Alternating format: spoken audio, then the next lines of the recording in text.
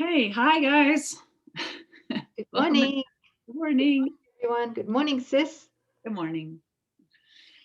We're on lesson 126, and it's your turn to read. My turn. Okay, lesson 126 is reality reversal time, guys. Okay, here we go. There's another lesson I didn't get for a good decade or so, right? All that I give is given to myself. All that I give is given to myself. Okay?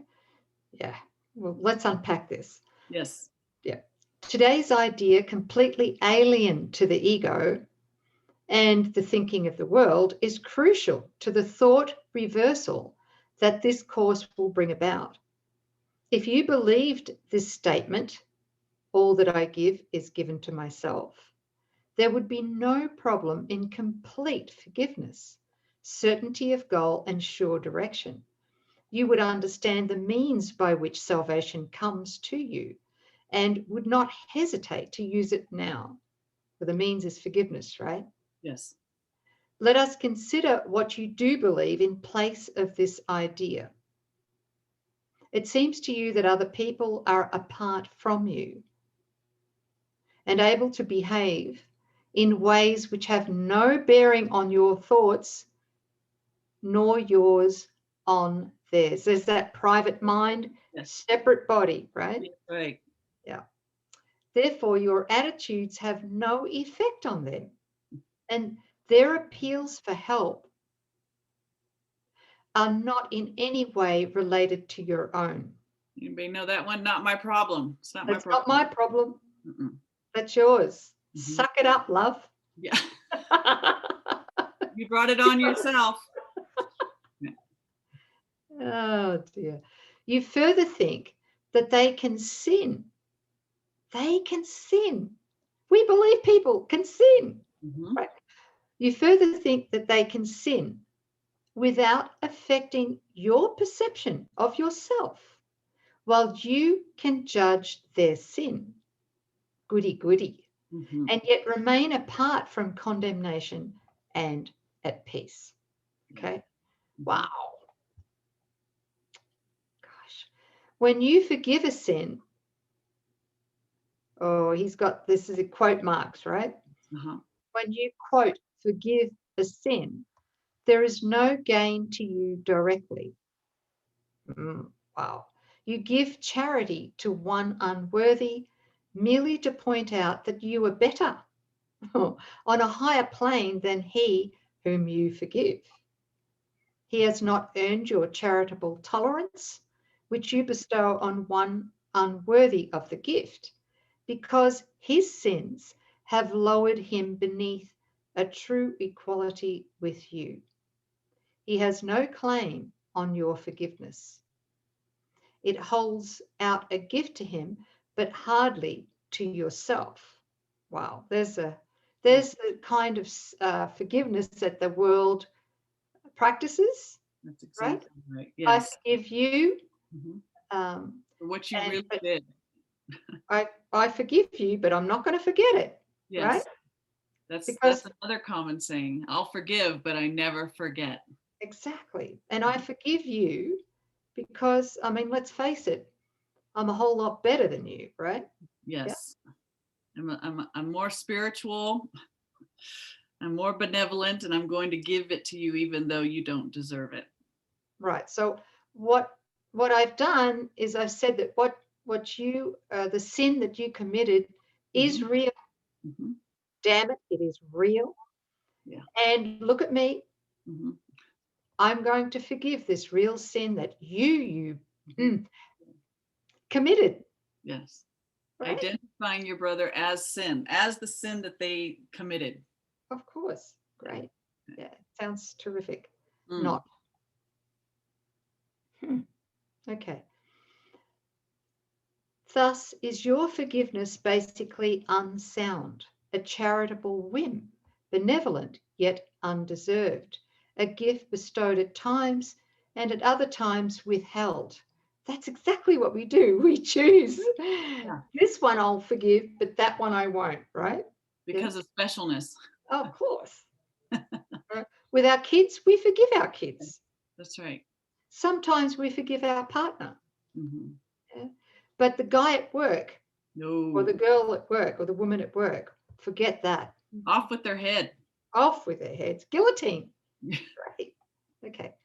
Unmerited, withholding it is, this is the ego speaking. Unmerited, withholding it is just, nor is it fair that you should suffer when it is withheld. Mm-hmm. The sin that you forgive is not your own. Wow, through the ego, we really do this, right? We go, there's a sin in Mary or in Joe or in somebody, right? There's a sin over there, right? Yeah. And it's not mine. I'm triggered by it, but it's not mine. I'm offended by it, by their behavior. I'm offended. Yes.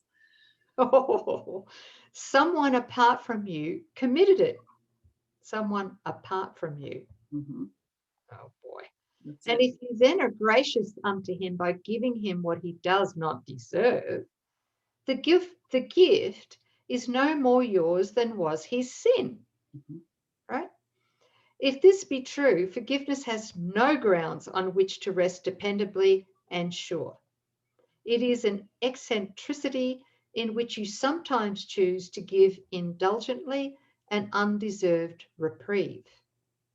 Yet it remains your right to let the sinner not escape the justified repayment for his sin. Think you the Lord of heaven would allow the world's salvation to depend on this? Would not his care for you be small indeed if your salvation rested on a whim? On the idea of the ego's brand of forgiveness, which is really condemning others and ourselves to death, right? Yes. Next paragraph. You do not understand forgiveness. I'm going to say this again. You do not understand forgiveness. As you see it, it is but a check upon overt attack without requiring correction in your mind. It cannot give you peace as you perceive it. It is not a means for your release from what you see. It is not a means for your release from what you see in someone other than yourself. Right? It has no power to restore your unity with him to your awareness. It is not what God intended it to be for you. So he's really speaking about the ego's brand of forgiveness. It is not what God intended it to be for you because it doesn't heal you and the person that you mistakenly saw the sin in. It maintains the separation.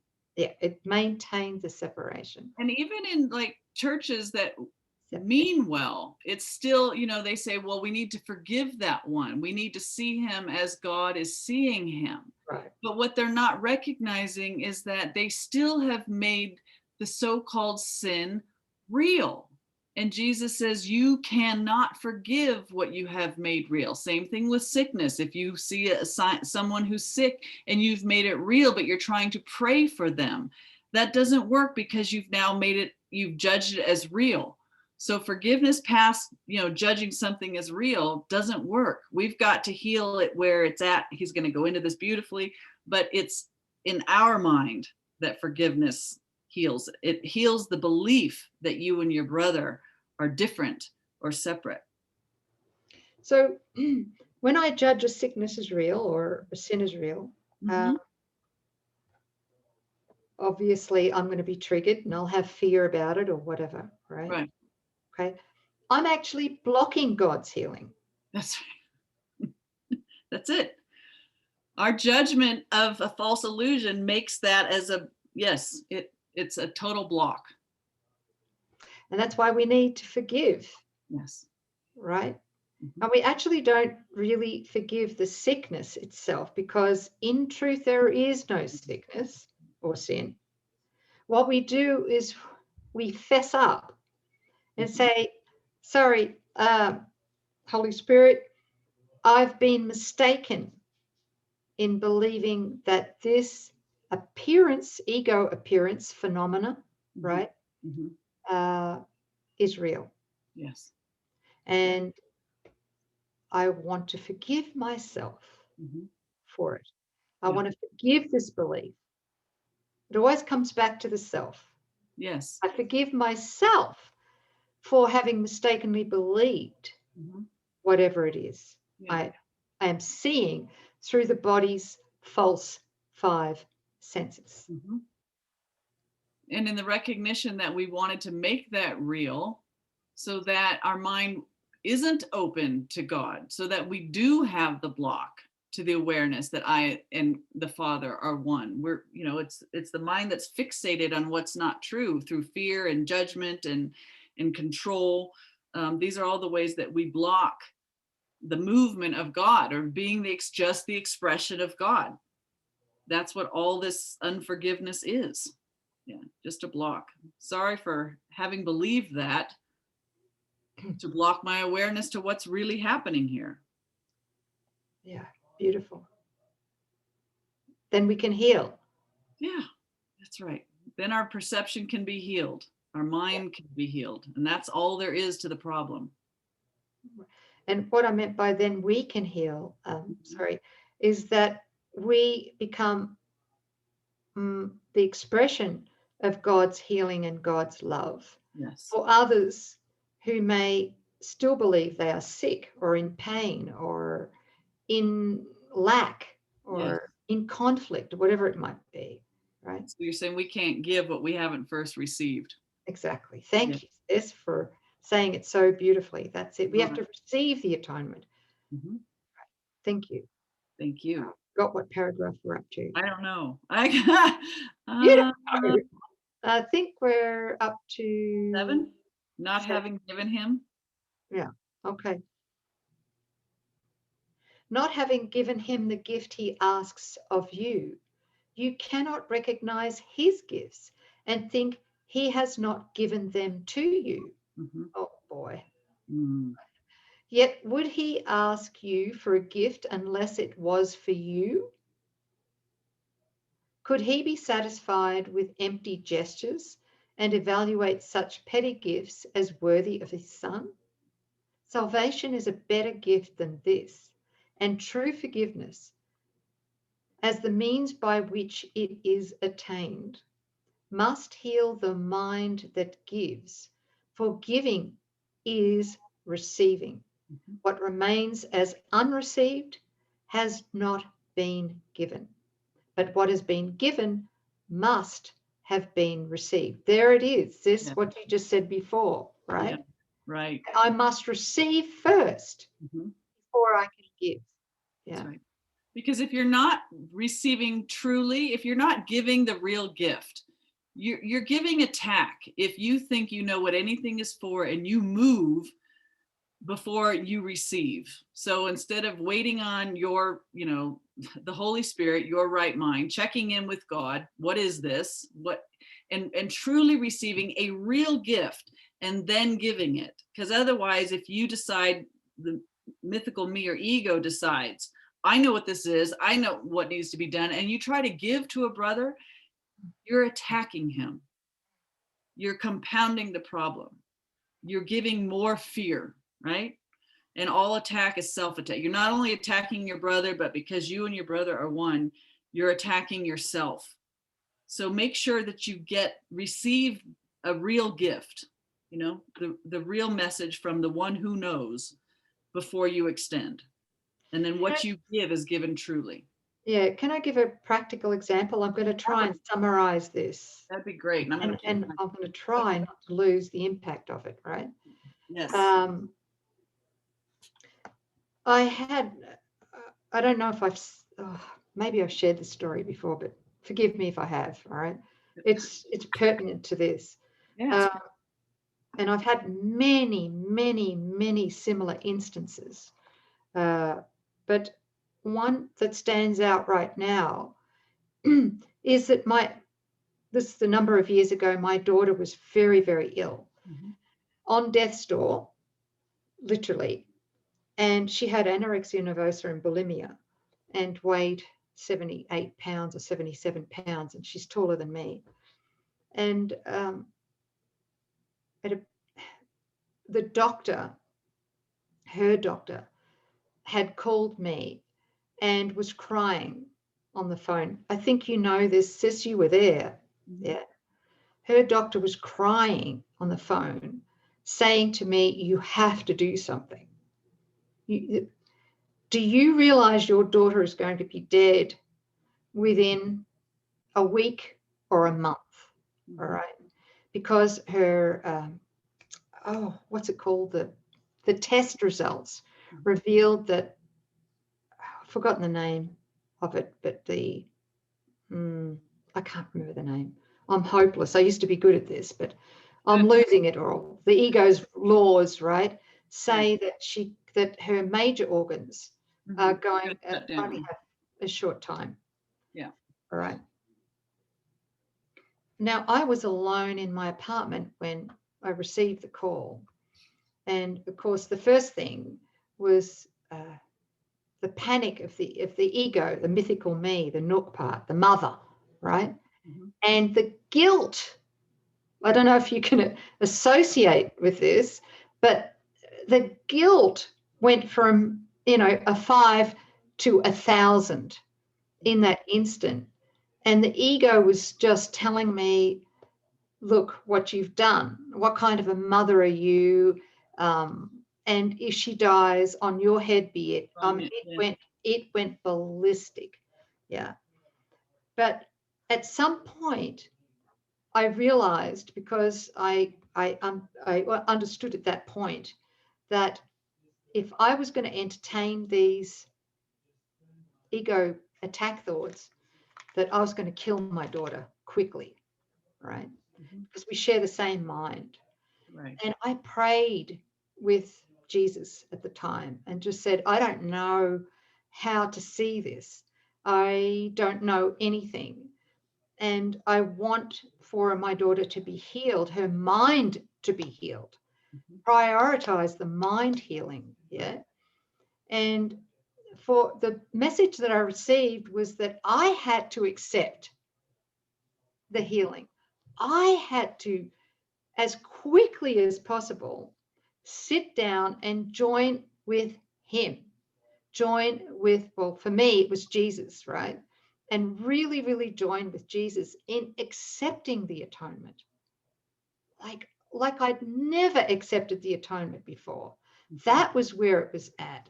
And the experience that I had was that my fear disappeared. And the reason why, through accepting the atonement, which is God's will, I had to accept the atonement. And what happened in that was that the guilt completely left. I'm not saying it didn't return to taunt me later, but during that huge opening of healing, I accepted the atonement. Yeah. I really, really accepted the atonement in that, and knew in that moment that my daughter was healed. Okay. Mm-hmm. Of course, I forgot it later, but that doesn't matter, because when the ego returns later, it's bullshit. It's just the ego returning. But what really happened, and in that holy instant of accepting the atonement, was that I was healed. She was healed too. Right. And so it was a big lesson for me not to doubt that healing. And I think that points to what he's speaking about here, right, sis? Right. Yes. Yeah? Yes. Okay. You were the one that stopped and received truly and forgave it. True forgiveness. Yes. Yeah. True forgiveness. Mm-hmm. Yeah. And it was my healing. Mm-hmm. I was not helping her by going, oh, you poor darling, and listening to the doctor, and oh my God. And notice that every other mind, if you had gone anywhere in the world and said, this is what's going on, anybody that said they loved you maybe is not on this path, would have just gone right into it. Oh my God, it's terrible. And you've got to do something, right? And yeah, right. Yeah. Yeah. And so the outcome of that is my daughter did a complete turnaround. Mm-hmm. And she's now the healthy mother of one and is about to give birth in the next week and a half, to a second baby, right? Yes. So hey, that was the turning point. And I've got to thank the doctor because she scared the frigging shit out of me like you would. Yeah. She was the one that helped to push the ego to the wall, up against the wall, and slap me out of it. Go, wow, there's only one truth. The truth is true, and nothing else is true. Was I going to believe what Jesus was saying in the Course, or was I going to believe what the doctor was telling me? Right?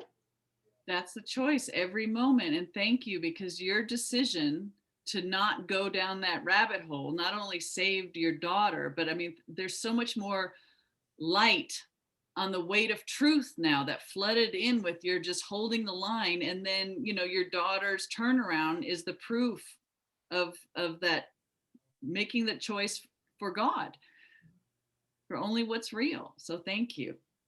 Thank you. Mm-hmm. Maybe we should finish the lesson, huh? Okay. Okay. Today we try to understand the truth that giver and receiver are the same. You will need, can we relate that to me and my daughter in that instant? Yeah? Mm-hmm. You will need help to make this meaningful because it is so alien to the thoughts to which you're accustomed. But the help you need is there. Give him your faith today and ask him that he share your practicing in truth today. And if you only catch a tiny glimpse of the release that lies in the idea we practice for today, this is a day of glory for the world. So good. Right? That's how widespread the holographic nature of this healing is, quantum nature of the healing is, right? Give 15 minutes twice today to the attempt to understand today's idea. It is the thought by which forgiveness takes its proper place in your priorities. It is a thought that will release your mind from every bar to what forgiveness means and let you realize its worth to you. In silence, close your eyes upon the world that does not understand forgiveness and seek sanctuary in the quiet place where thoughts are changed and false beliefs laid by. Repeat today's idea and ask for help in understanding what it really means. Be willing to be taught. Be glad to hear the voice of truth and healing speak to you, and you will understand the words he speaks and recognize he speaks your words to you. There he goes again. Yes. And recognize he speaks your words to you, because as we come into alignment as the will of God, it is our holy self, the Christ within. Yes. His words, God's words, and his words, because we are one with him, right? That's right. That's accepting the atonement, that we are one with him and that the Christ's words are our words. Christ is one with God. God's word is our word. It's the collapsing of the trio back into the one in which it is. Just one. Yeah. So, and that's why all when we give, we're only ever giving to ourself.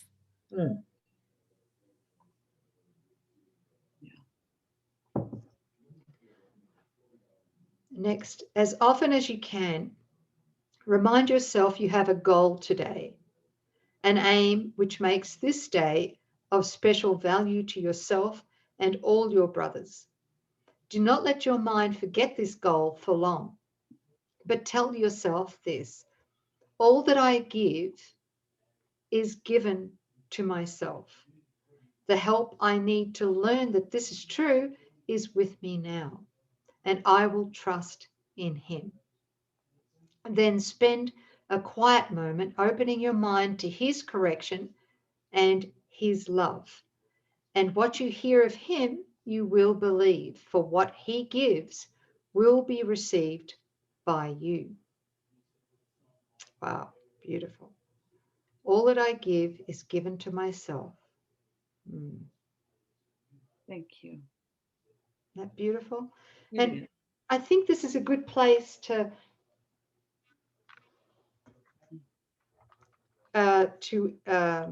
share something, which is, it should be starting to happen now. You know how we, hang on a minute, sis. You know how we compartmentalize our life into a giant pizza, Yes. right? Yes. A pie. Yeah. Right. And so we have our significant relationships with our partners, with our kids, with our parents if they're still here, We have work, friends, work, colleagues, etc., health. etc. Okay, bank account, bills, and we when we begin the course, we keep them all separate. Yeah. And when we look at this pie, we have one slice, and it's called A Course in Miracles. Spirituality. Spirituality, whatever it might be. Yeah. Yeah. Okay. And we carefully keep that separate from everything else. My husband or my wife, she doesn't care for the course. Not interested. My kids, well, not at all. Right. Okay. Or whatever. Right. And so we go, okay, I need to do this, and I need to I'll just keep it to myself. I'll just keep running my life as it is. And then I will continue to try to perfect the lessons or the text or the manual for teachers in a course. And I'll just keep on going, thinking that all the other segments of our pie are not going to be affected by us doing this one segment, right? And mythical me is constantly changing the way it talks, the way it presents itself, maybe even the way it dresses, depending on which part of the pie it's running through, right? Right. Yeah. Yeah. It speaks to person A differently than person B, right? Yeah. Yes. We don't show up at church and then at work or at the club with our girlfriends the same way. No. So we effectively become different identities for different purposes. And those different purposes are specialness, right? Right. Yeah. And so therefore we don't realize it at the time, but we enter these relationships with different people differently, become a different person for mutual use. Special relationships are relationships of mutual use through the ego, right? But what we do as we advance in our trust is we eventually, if we're really doing this properly, we eventually realize, oh, Holy Spirit's asking me to end my compartmentalizing, to take the compartments out so that the pie becomes one unified whole. Right. Right? Yes. And how that's done is through forgiveness. But in the beginning, what we tend to do is we tend to think that forgiveness is part-time. But as we really get into the course, we realize that it's a full-time job. Yeah. It comes when we wake up in the morning, it becomes our number one priority. Before we go to sleep at night, it is our number one priority before we go to sleep. And we realize that forgiveness has to be applied to every compartment of our life, including for ourselves, right? All the self-judgment and all of that. I just wanted to say that because I think that's very, very important to share. at this point of the Our journey. triggers and our specialness and all of that and our idols are ways in which we keep ourselves separate and different and compartmentalized, right? Yes. So forgiveness is true forgiveness. The old means of forgiveness is I'm better and different than you, and I'm still forgiving you for that real sin that you've committed. But when we start practicing true forgiveness, we're just recognizing that there's just one of us here. And how I'm seeing and treating somebody else is how I'm treating and seeing myself. And I can't do to another without doing the same thing to myself. So there goes the pizza slice, the fragmentation. And it's coming back to just seeing your brother as yourself and accepting atonement, which was that beautiful prayer. What was it? 2 lessons ago. Let me remember I am one with God, at one with all my brothers and myself, capital S, in everlasting holiness and peace. So it's the desire to extend that holiness and peace to all of creation. Nothing's left outside. There's no compartments. Nothing's different. It's just God is God and God's creation, and we are that. Thanks, sis. And nothing else. And nothing else. Nothing but. Beautiful. Thank you. All that I give is given to myself. So give liberally. Give generously. Give lovingly. Yes. Don't condemn anybody. Don't judge anybody, because what you give to yourself. Yes. Right? Okay. Yeah. Thank you. Thank All you. right. Yeah. We'll see you next time, you guys. Great lesson. Yes. Yes. Thank you. you. So helpful. Bye, everybody.